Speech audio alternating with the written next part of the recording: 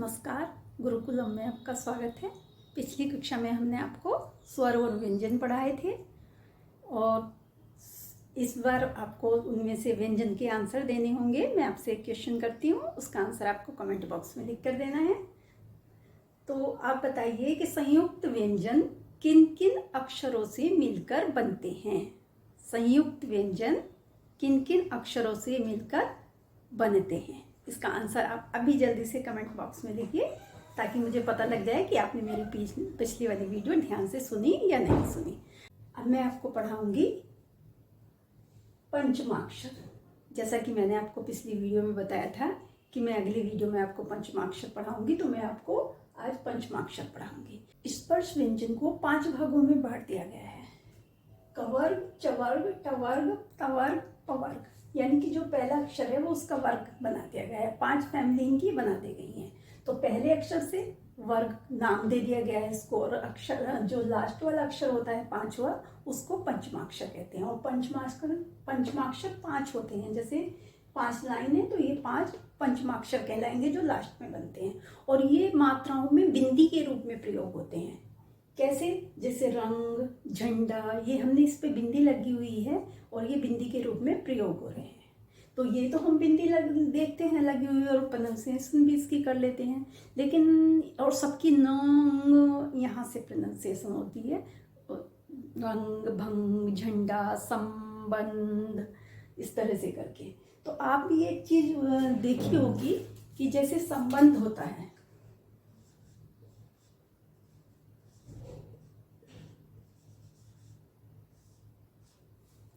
संबंध, यहाँ तो इसकी म की प्रोनाउंसिएशन हो रही है यहाँ, और यहाँ न की प्रोनाउंसिएशन हो रही है, लेकिन दोनों बिंदी लग रही हैं। उच्चारण एक जगह मैं का हो रहा है और एक जगह न का हो रहा है। तो यही समझने के लिए कि यहाँ न का क्यों हुआ है और यह मैं का उच्चारण क्यों हुआ है, यही समझने के लिए आज मैं आपको पंचमाक्षर का व्याख्या करूंगी। यहाँ पर आपको समझाऊंगी। आप ध्यान से सुनिए, तभी आपको पता लगेगा कि कहाँ पर कौन सी बिंदी का प्रयोग हुआ है। इस अक्षर की या इस अक्षर की या इसकी या इसकी, कौन से अक्षर की बिंदी कहाँ पर लगकर इनमें प्रयोग हुआ है। अब आप संबंध को ही ले लीजिए। ये क्या है? स, ये ब, ये ध। तो जो ये बिंदी होगी ये इस वाले अक्षर के अकॉर्डिंग लगेगी, अगले अक्षर के, जिसके बिंदी के बाद में जो अक्षर आता है उसके अकॉर्डिंग पता लगता है कि ये कौन सी बिंदी। ये ब कौन सी फैमिली में आता है? ये देखिए ब यहाँ आया है। तो इस बिंदी का जो प्रोनाउंसिएशन इसलिए यहाँ पर म की हो रही है, क्योंकि ये वाली बिंदी लगी है। अब ध कौन सी फैमिली में आया है? इसमें आया है ये यहाँ पर। तो इसी तरह से ये ध पर जो बिंदी न की लगी है, इसलिए यहाँ पर संबंध। आपको समझ में आ गया? तो जितने भी अक्षर होते हैं जिस पर बिंदी लगती है, हम उससे वाले अगले वाले अक्षर को देखेंगे कि ये कौन सी फैमिली से है। कौन सी से? ब जो है मैं की फैमिली से है, इसलिए संबंध। यहाँ पर स पर म की बिंदी लगी है, इसलिए म की प्रोनाउंसिएशन हो रही है। तो इस तरह से हम ये पता करते हैं कि यहाँ पर बिंदी कौन से अक्षर की लगी है और इसकी उच्चारण हम क्या करेंगे।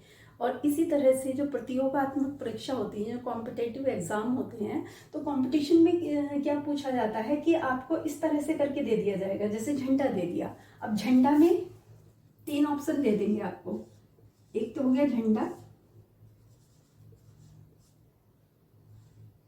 एक हो गया झंडा, एक हो गया झंडा। तो आप कैसे पता करेंगे कि कौन से वाली बिंदी इसमें प्रयोग हुई है? ये हुई है या अनाया वाली हुई है या अया वाली हुई है? तो आप कैसे पता करेंगे कि इसमें कौन सी बिंदी का प्रयोग हुआ है? न वाली का हुआ है या अना वाली का हुआ है या अया वाली का होगा? चलिए जल्दी से दिमाग लगाइए और बताइए इनमें से ये सही है, ये सही है या ये सही है, कौन सा सही है। अब हम क्या देखेंगे? हम देखेंगे कि झ पे बिंदी लगी है, तो इससे अगला वाला अक्षर क्या है? ड। क्या है अगला अक्षर? ड। अब ड ढूंढी कौन सी फैमिली में? ड इस वाली फैमिली में, ये आ गया ना। तो इस पर इसलिए अणा की बिंदी लगी है, इसलिए ये वाला इसमें सही होगा। तो इस तरह से हम पंचमाक्षर का प्रयोग करते हैं और पंचमाक्षर का उच्चारण यहाँ पर क्या होना है, हम इस तरह से पता लगा सकते हैं कि यहाँ पर कौन सी बिंदी है। अब हमने नाम लिखा अंजलि,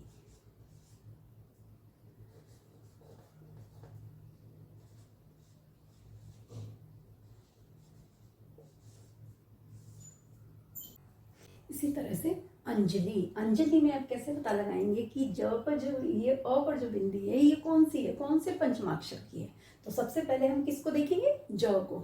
ज ढूंढिए कौन सी फैमिली में, इसमें, इसलिए कौन सी अ की बिंदी यहाँ पर लगी है। इसलिए आपने देखा होगा कि अंजलि जब लिखा हुआ होता है तो कहीं कहीं पर ऐसा वाला अंजलि भी लिखा हुआ होता है। तो तब आपने देखा होगा कि कहीं कहीं पर अंजलि ऐसे भी लिखा हुआ होता है, ऐसे भी लिखा हुआ होता है। तो ऐसे पता लगता है कि यहाँ पर पंचमाक्षर कौन सा प्रयोग हुआ है। तो इसी तरह से हम पता कर सकते हैं कि यहाँ पर कौन सी बिंदी का कौन से अक्षर पर प्रयोग हुआ है। तो हमने इतने सारे ये आपको उदाहरण मैंने समझाए हैं, तो शायद आपको समझ में हो गया होगा। लेकिन कहीं कहीं एक चीज और होती है कि कहीं कहीं ये आधे अक्षर के रूप में प्रयोग होता है। हम इसको बिंदी के रूप में प्रयोग वहां पर नहीं कर सकते, हर जगह हम इसको बिंदी ही लगाकर प्रयोग नहीं कर सकते। वो कहाँ है, वो भी आपको चलिए समझाती हूँ। जैसे ये पंचमाक्षर है, ये पांचों अक्षर अगर अपने ही साथ रिपीट हो रहे हैं, बाद वाला अक्षर इनका अपना ही है, तो वहां ये बिंदी में प्रयोग नहीं होंगे। कैसे, जैसे है अम्मा, यहां पर मैं हम बिंदी में प्रयोग नहीं कर सकते, हम इसको ऐसे नहीं लिख सकते, ये गलत हो जाएगा। सही कौन सा होगा, ये, यानी कि ये अपने ही साथ प्रयोग होता है। यदि ये अपने ही साथ आधे अक्षर में प्रयोग हो रहा है तो वहां पर हम इसका जो प्रयोग करेंगे वहां आधा अक्षर ही हमें लगाना है, वहां पर हम इसका बिंदी में प्रयोग नहीं कर सकते। जैसे अन्न, क्योंकि न के साथ प्रयोग हो रहा है, इसलिए हम यहाँ पर बिंदी में प्रयोग नहीं कर सकते। दूसरा जो इनके नीचे अक्षर होते हैं, य, र, ल, श, इस तरह की दो अक्षर होते हैं, य जो होता है, तो य के साथ में हम कभी भी इसको बिंदी के रूप में प्रयोग नहीं कर सकते अगर उस अक्षर के बाद बिंदी जहां पर लगनी है उसके बाद में य आ रहा हो। तो जैसे अन्य, अब इसको अन्य को हम प्रयोग कर सकते हैं क्या, नहीं करते ना। इसको अन्य को हम ऐसे नहीं लिख सकते, ये गलत हो जाएगा। य के साथ में अगर आधा अक्षर ही आ रहा है तो हम इसको कभी भी आधे अक्षर को बिंदी के रूप में प्रयोग नहीं करेंगे, उसके आधे अक्षर के रूप में प्रयोग करेंगे। कहाँ कहाँ पर बताया मैंने कि ये यदि अपने साथ ही आ रहा है तो, अपने साथ, जैसे म के साथ में म की बिंदी आ रही है, य के साथ न के साथ में न की आ रही है, तो इस तरह यदि ये इनके अपने साथ में ही आ रही हैं तो ये आधे अक्षर में प्रयोग होंगे, फिर ये कभी भी वहां पर बिंदी में प्रयोग नहीं होंगे। और य के साथ में भी ये आधे अक्षर में ही प्रयोग होगी, न कि बिंदी के रूप में प्रयोग। तो ये सारी चीजें आपको समझ में आ गई हो। अगर इससे रिलेटेड या इससे आपका कोई भी प्रश्न हो जो आपको अभी इसमें समझ में नहीं आ रहा हो, आपके मस्तिष्क में कोई प्रश्न आ रहा हो, तो आप कमेंट बॉक्स में लिख दीजिए, मैं उसका आंसर दूंगी। और अगर आंसर उस वैसे नहीं दिया गया जो शॉर्ट में, तो मैं फिर उसकी पूरी वीडियो बना करके आपके लिए डालूंगी। आपकी जो प्रश्न है उनका हल आपको अवश्य मिलेगा।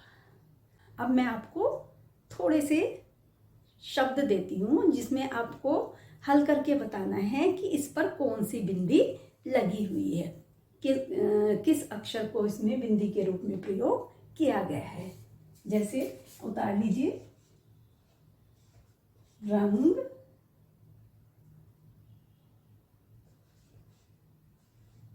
चंचल,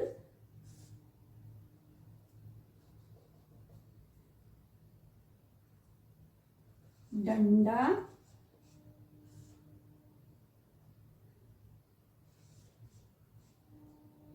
बंदर,